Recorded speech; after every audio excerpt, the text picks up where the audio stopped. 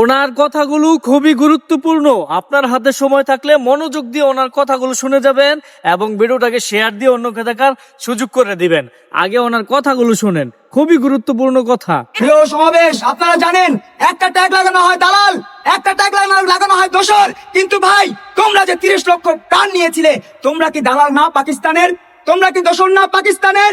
30 লক্ষ প্রাণ তোমরা কেড়ে নিয়েছো, 2 লক্ষ মা বোনের সম্ভ্রম কেড়ে নিয়েছো। তোমরা সংসদে গিয়ে বলছো তোমরা জুলাই করেছো, জুলাইয়ের কাছে নাকি 71 কিছু না। প্রিয় বন্ধুরা আমার, যখন বলে জুলাইয়ের কাছে কিছু 71 কিছু না, তখন গায়ের পশম দাঁড়িয়ে যায়, তখন গায়ে হিম প্রবাহ হয়ে যায়, গায়ে রক্ত গরম হয়ে যায়।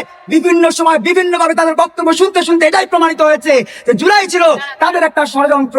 যে ষড়যন্ত্রের কারণে জামাত আজকে সংসদে, যে ষড়যন্ত্রের কারণে গোলাম পররের মতো মানুষ, এটিএম আজহারের মতো মানুষ, ডাক্তার শফিকের মতো বলাৎকারী, ধর্ষক এবং সমকামী আজ সংসদে। প্রিয় বন্ধুরা আমার, আমরা বলতে চাই বাংলাদেশ বাঁচানোর জন্য আজকে এই 25-24 মার্চের এই মুহূর্ত থেকে আমরা দাবি জানাচ্ছি, আহ্বান জানাচ্ছি, আসুন 25 মার্চের কালো রাত আসার আগেই আমরা যে যেখানে আছি সবাই স্ব স্ব অবস্থান থেকে আওয়াজ তুলি। যারা এখানে আসতে পারেনি তাদের প্রতি উদাত্ত আহ্বান, অনলাইনে অফলাইনে এই কথাগুলো ছড়িয়ে দিন, যাতে করে আমার ভাই, আমার বোন, আমার মা আর মবের শিকার না হয়। নাসিরুদ্দিন পাটোয়ারির মতো মতবাদদের দ্বারা আর যেন কোনো ভাই হাসপাতালে যেতে বাধ্য না হয়।